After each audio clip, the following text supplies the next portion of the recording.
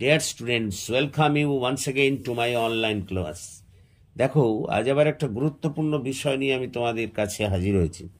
তোমরা যারা এবছর ইংলিশ অনার্স নিয়ে কলকাতা বিশ্ববিদ্যালয়ের ফার্স্ট সেমিস্টারের পরীক্ষায় বসতে চলেছ, তাদের জন্য একটি গুরুত্বপূর্ণ প্রশ্ন ইংরেজি অনার্সের আমি আজ তোমাদের সঙ্গে আলোচনা করব এবং সেটি লিখিয়ে দেব।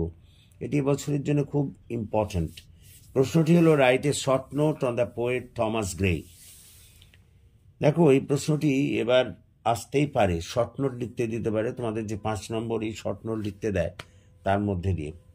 এই থমাস গ্রে সম্পর্কে বলে নিই যে তিনি ছিলেন এক যুগ সন্ধিক্ষণের কবি। নিও ক্লাসিক্যাল পর্যায় শেষ করে যখন রোম্যান্টিসিজমের দোরগোড়ায় দাঁড়িয়ে ব্রিটিশ সাহিত্য, ঠিক সেই সময় তার আবির্ভাব ঘটেছিল। তো এইসব দেরি না করে আমরা এই বিষয়টি নিয়ে আলোচনা করি। তো উত্তর লিখবে এইভাবে: Thomas Gray is regarded as one of the best poet of transitional period between নিও ক্লাসিক্যাল অ্যান্ড রোম্যান্টিক পিরিয়ড। অর্থাৎ থমাস গ্রেকে নিও ক্লাসিক্যাল এবং রোম্যান্টিক পিরিয়ডের যুগ সন্ধিক্ষণের কবি বলে মনে করা হয়। He was born on 26th December 1716 in London. 1716 খ্রিস্টাব্দের লন্ডনে তিনি 26শে ডিসেম্বর জন্মগ্রহণ করেছিলেন। Most of his works reflected the transitional phase between neoclassical and romantic periods. স্বাভাবিকভাবে তার বেশিরভাগ লেখার মধ্যেই একটা যুগ সন্ধিক্ষণের ছাপ আছে, যেখানে নিওক্লাসিক্যাল যুগ চলে যাচ্ছে এবং রোম্যান্টিসিজমের আবির্ভাব ঘটছে।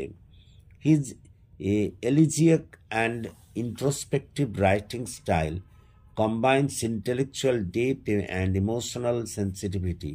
তার লেখার মধ্যে এক যেমন বুদ্ধিদীপ্ত ছাপ ছিল, তেমনই ছিল আবেগপ্রবণতার ছোঁয়া।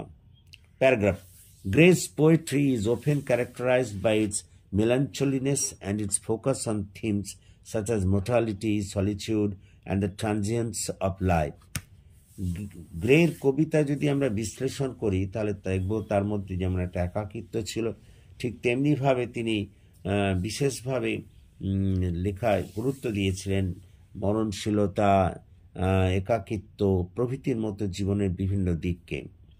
হি এক্সেলড ইন দ্য এলিজি, শোকগাথায় তিনি সবাইকে ছাপিয়ে গিয়েছিলেন। A poetic form that mourns the loss of a person, একজন ব্যক্তিকে হারিয়ে যে কবিত্ব শক্তির সাহায্যে যে যখন কোনো দুঃখ প্রকাশ করা হয়, সেটাই হলো এলিজি।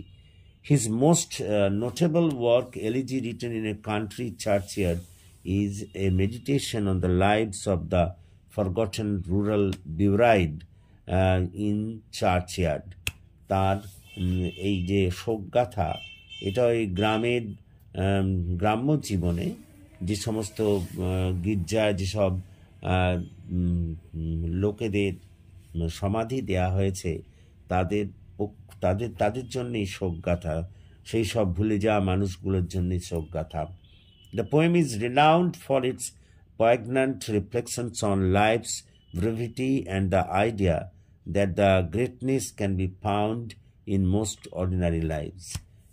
এর মধ্যে দিয়ে যে সাধারণ জীবনের মধ্যেও যে একটা মহত্বতা সৃষ্টি করা যায় বা দেখানো যায়, সেটাকেই তিনি এই কবিতার মধ্যে দিয়ে দেখিয়েছেন। Paragraph: other important great works of the poet Thomas Gray আর the Bard, the fatal sisters, ode on the spring, ode on the death of a favourite drowned cat in a tub of goldfish প্রভৃতির মতোগুলি উল্লেখযোগ্য। The progress of poesy and on the death of Richard West, এই দুটিও বিশেষভাবে গুরুত্বপূর্ণ। Thomas Gray, paragraph করে: Thomas Gray is considered to have bridged the gap between neoclassical and romanticism. Thomas গ্রেকে মনে করা হয় তিনি নিওক্লাসিক্যাল এবং রোম্যান্টিসিজমের মধ্যে সেতুবন্ধন করেছিলেন।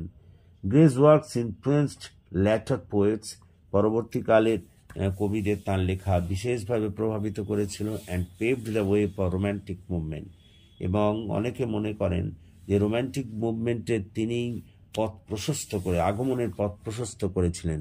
His use of Gothic imagery and focus on mortality and the finality of death foreshadowed the romantic movement. তার এই ধরনের কল্পনা এবং মরণশীলতা এবং মৃত্যুর অবশ্যম্ভাবিতা প্রভৃতির মতো জিনিসগুলো রোম্যান্টিক মুভমেন্টকে কিছুটা হলেও আচ্ছাদিত করে তুলেছিল। তো আশা করি তোমরা বুঝতে পেরেছো। এই ছিল আজকে টমাস গ্রে সম্পর্কে শর্ট নোট, এটা লিখলেই হবে এবং আশা করি তোমরা বুঝতে পেরেছো। যদি বুঝতে পারো তাহলে প্লিজ এই ক্লাসের কথা তোমাদের বন্ধু বান্ধবদের মধ্যে শেয়ার করো এবং তোমরা যারা এখনো আমার এই চ্যানেলটিকে সাবস্ক্রাইব করোনি প্লিজ সাবস্ক্রাইব মাই চ্যানেল। আমাকে এগিয়ে আসতে সাহায্য করো যাতে আমি তোমাদের আরো বেশি করে কাজে লাগতে পারি। So that's all for this day. Thank you for watching and listening. So please comment, share and subscribe my channel.